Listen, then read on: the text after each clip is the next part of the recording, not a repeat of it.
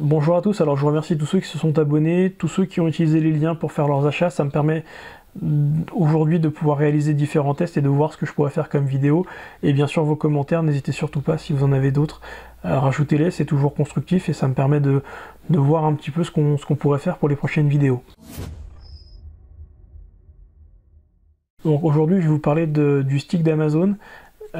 C'est un boîtier donc, que vous pouvez connecter directement sur la prise HDMI.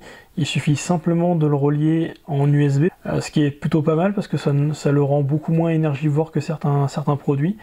Vous avez une petite télécommande, donc bien sûr qui n'est pas infrarouge, qui est en Bluetooth. Elle fonctionne plutôt pas trop mal, hein. Vous avez les touches de base, c'est-à-dire le lecture, pause, retour, etc. Le bouton OK et la croix directionnelle.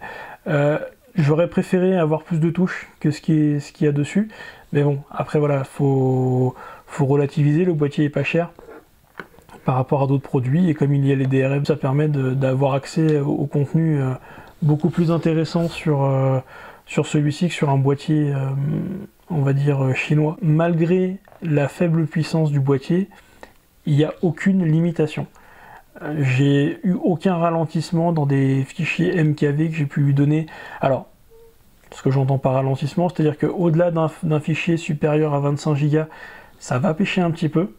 Mais par contre, tout ce qui est DivX classique, il n'y a aucun problème de lecture. Et même avec un DivX, ou enfin du moins un MKV qui aura un son en DTS par exemple, elle n'aura aucune difficulté à le décoder.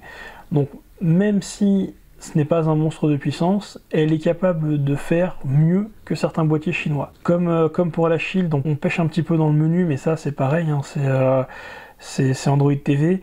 La différence entre donc, la Shield et ce boîtier-là, d'une part, au-delà du prix, c'est vraiment la puissance. Là où la Shield va réussir à être plus fluide dans certains menus, la stick d'Amazon le sera un petit peu moins, mais elle fait le job. Amazon a énormément épuré le Play Store, mais comme vous pouvez accéder aux applications tierces et pouvoir installer ce que vous voulez, il n'y a pas du tout besoin d'accéder à ce fameux Play Store pour pouvoir avoir énormément d'applications.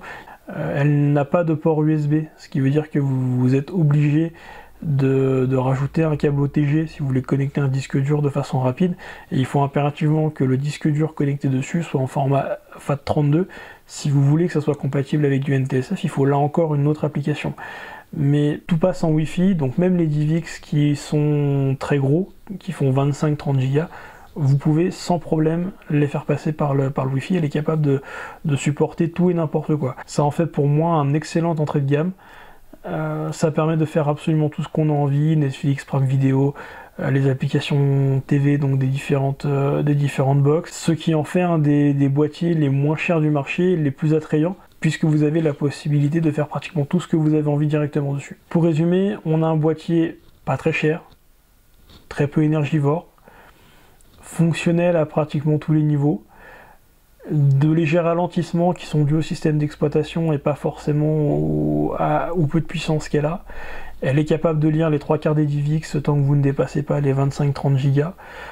Elle est capable de lire des DivX avec un son DTS ou avec un autre codec que ceux de base si vous utilisez des applications comme MX Media Player. Elle est compatible donc avec les applications tierces comme MX Media Player. Si vous n'avez pas forcément un gros cinéma, une télé en 4K, etc., vous pouvez largement vous baser sur celui-ci pour regarder Netflix, Prime Video, etc. sans aucun problème.